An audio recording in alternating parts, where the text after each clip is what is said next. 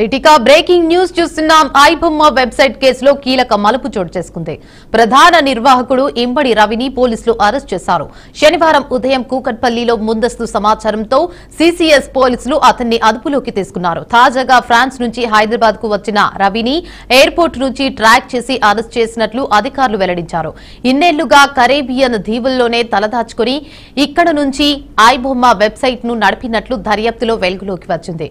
భారీ స్థాయిలో కాపీరైట్ ఉల్లంఘన, పైరసీకి కారణమైన ఈ వెబ్సైట్ పై పలు రాష్ట్రాల్లో కేసులు నమోదయ్యాయి. రవిని విచారణ కోసం సిసిఎస్ అధికారులు ప్రత్యేక బృందం ద్వారా కోర్టులో హాజరుపరచనున్నట్లు సమాచారం. ఇక ఇదే అంశంపై మరింత సమాచారాన్ని మా ప్రతినిధి సుప్రియ అందిస్తుంది. చెప్పండి సుప్రియ.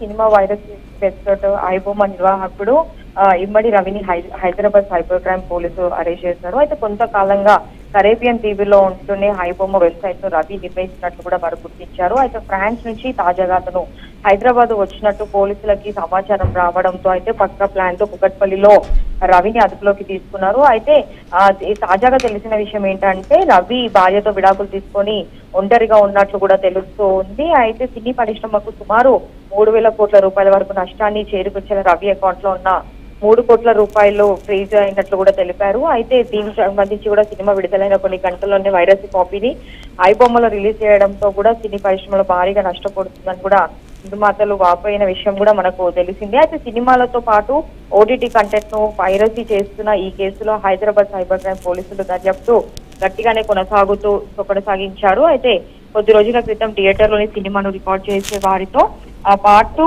సర్వర్లు హ్యాక్ చేసిన కొందరిని కూడా అరెస్ట్ చేశారు. అయితే పోలీసులు తమ దర్యాప్తును భాగంగా ఐబొమ్మ వెబ్సైట్ పై కూడా దృష్టి పెట్టారు. అయితే దీంతో ఐబొమ్మ నిర్వాహకుడు పోలీసులకి సవాల్ ఇస్తాడు. అంటే పోలీసులు అరెస్ట్ చేశారని కూడా ఆయన ఇప్పటివరకు అయితే ఊహించలేదని చెప్పాలి. అయితే దీనిని ఛాలెంజ్ గా తీసుకున్న సైబర్ క్రైమ్ పోలీసులు ప్రధాన నిందితుని అయితే అరెస్ట్ చేశారు. అయితే దీంతో మాత్రం ఇటు సినీ ఇండస్ట్రీలో చూసుకున్నట్టయితే ఇటు నిర్మాతలతో పాటు దర్శకులు కూడా హర్ష వ్యక్తం చేస్తున్నారు దీనిపై ఈ అరెస్ట్ పై.